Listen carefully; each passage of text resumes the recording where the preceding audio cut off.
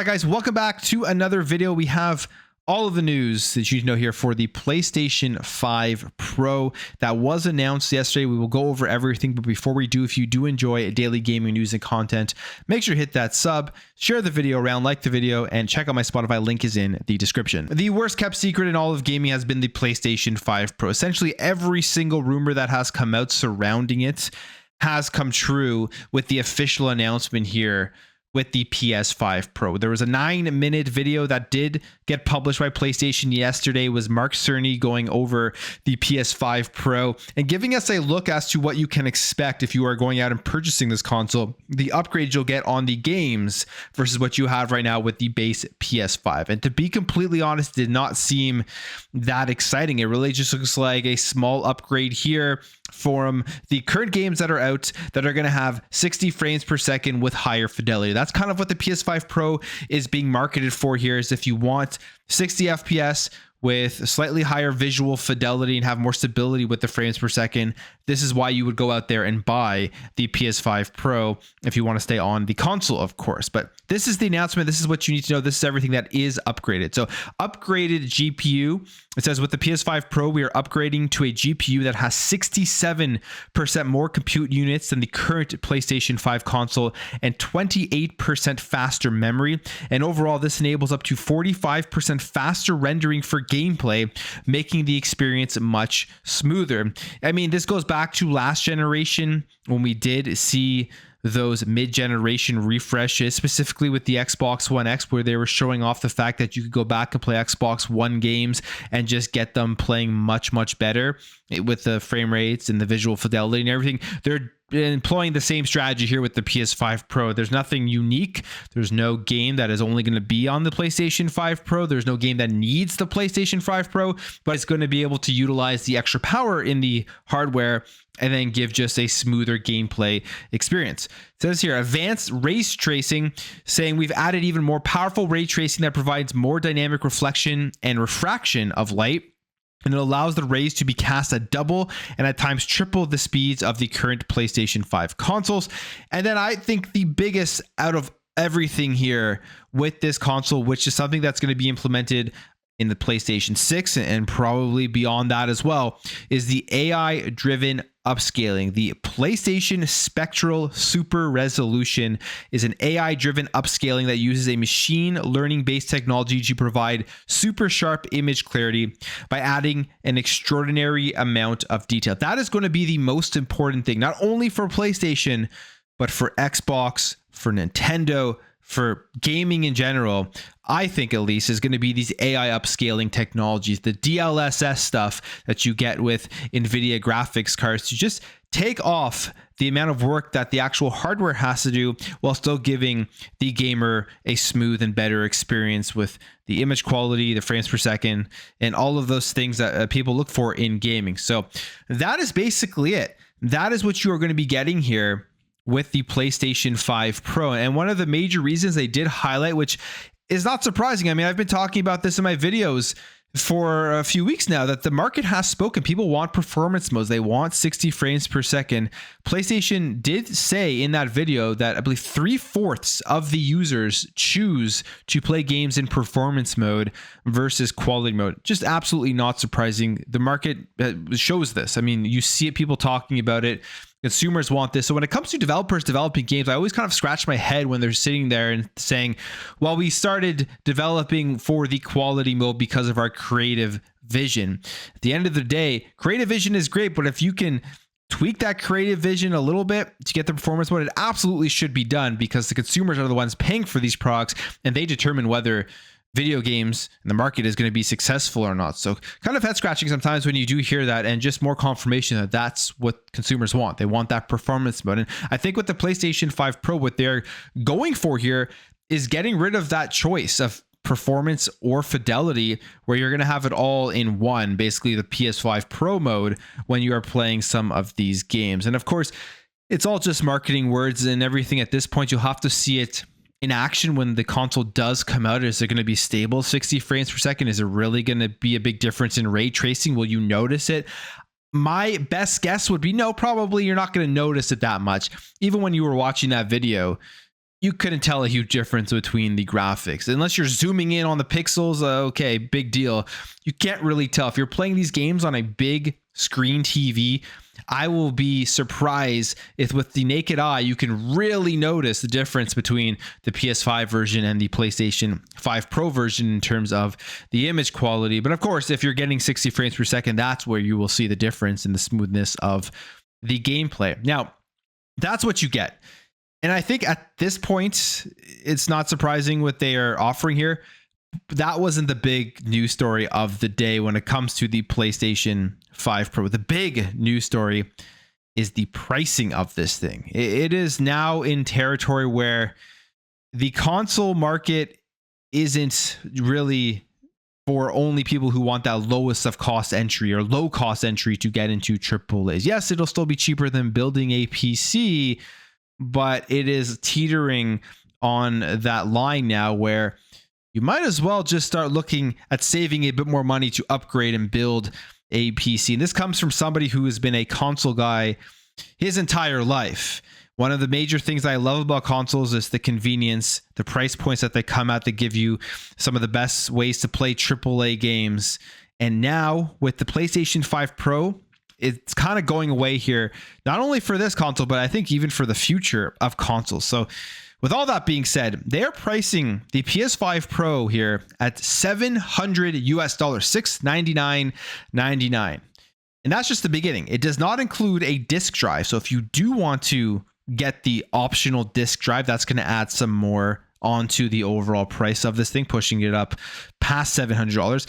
And on top of that, this is hilarious. I don't understand why PlayStation still thinks they need to do this or why they do this unless you have PlayStation fans that are spending tons of money on it. But in fine print on the pictures of the PS5 Pro, it says vertical stand sold separately. So that's another thing. If you want to stand your PS5 Pro vertically, you're going to go out there and have to spend money on. So for $700, you're getting a slight upgrade here in visual fidelity and performance. And then you are getting an all digital console, which I think is a huge drawback specifically on the PlayStation platform. And you're not getting a stand as well that they have featured here in the marketing promotional pictures for the PS5 Pro. When it comes to not having a disc drive for PlayStation, it is a bigger issue than on the Xbox side of things. And I think just by the sheer numbers, yes, PlayStation is more digital, but they sell more physical copies. And when I look at this just from my own personal experience, I don't always like to do this, take my personal experience and then just give it a broad reaction for how it affects everybody, because everyone's experience is different when gaming. But my personal experience with PlayStation first-party games is that the physical copies are the way to go, because people go buy those, they play them for a week, 2 weeks or whatever. They beat the game, and then you can rebuy the copies. You can get a reseller to get it for you, get it from a reseller, I should say. And you're saving money right off of the bat very early after the game has released. And if you want to wait a bit longer, you can literally go find a physical copy for $20, $30 off, no problem, on the secondhand market. That's how I play my PlayStation first party games. Either buying them secondhand, physical version of it, or I'm buying the physical version, playing it, reselling it, getting the majority of my money back. So without a disc drive on this thing for $700, for me personally, it would cost even more than that. And the kicker for all of this, for people who are not living in the United States, which I think is going to be a huge issue going forward for the future of consoles, is just how bad these prices now translate to other countries. I live in Canada specifically, and this is just absolutely insanity.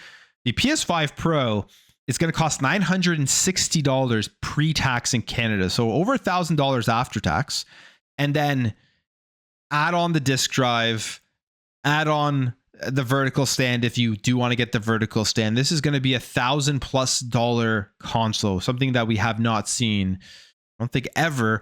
And if we have seen it ever, I can't remember the last time where we've seen $1,000+ console. And this is the issue here with the PS5 Pro. It is now pushing a point where even me, as somebody who has been extremely pro console for a very long time, and I have stayed on the consoles and everything at these prices, to me, it doesn't really make sense anymore for it to be the main place to play when you can save, maybe wait a bit longer to get into the console market, build a PC that's going to run games better than this. It just seems like the way to go. You get access on PC to everything.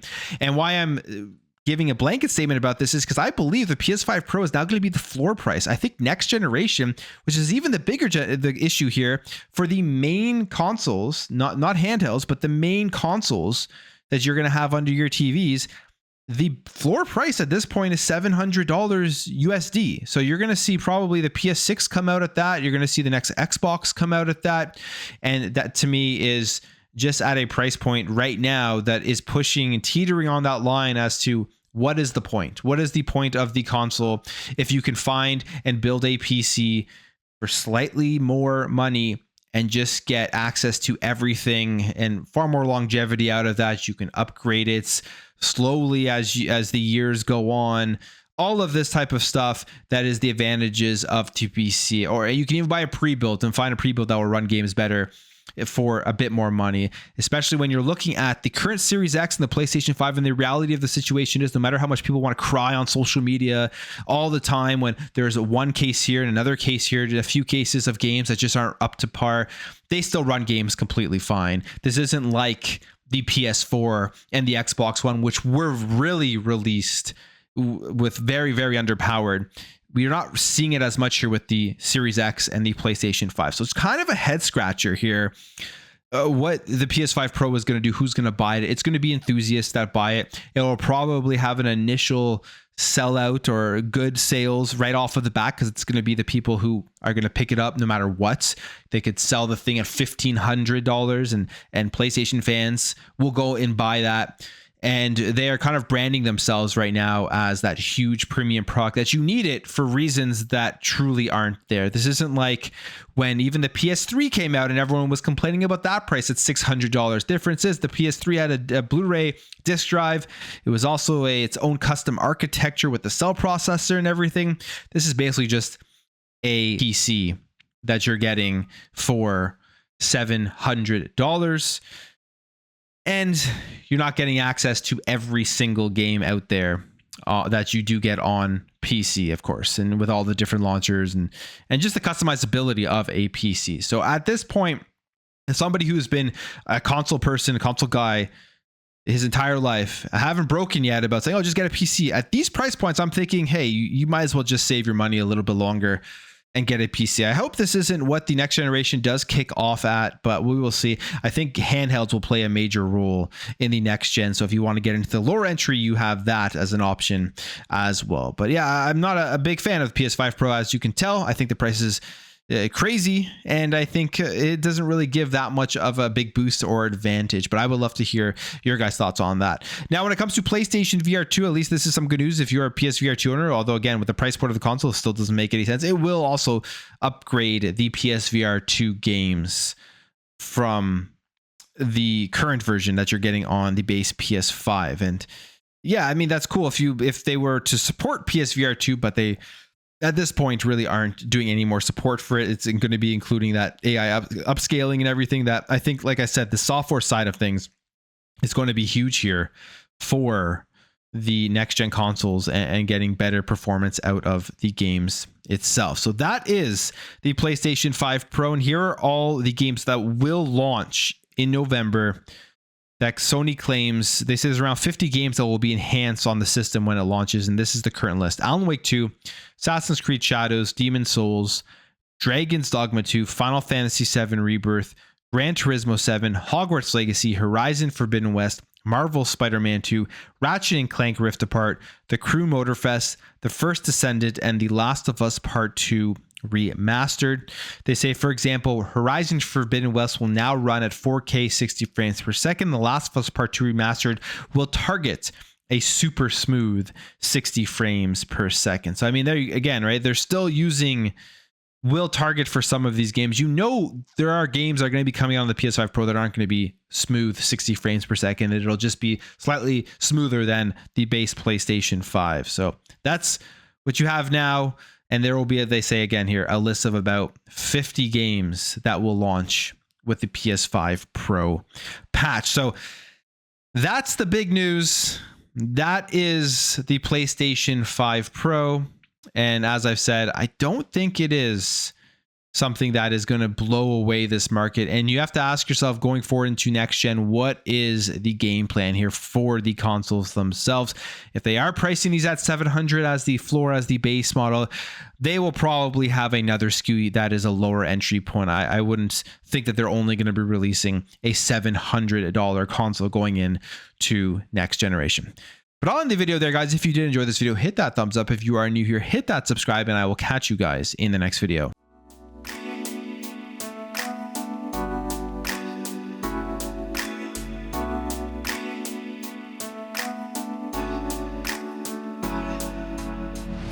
Bye.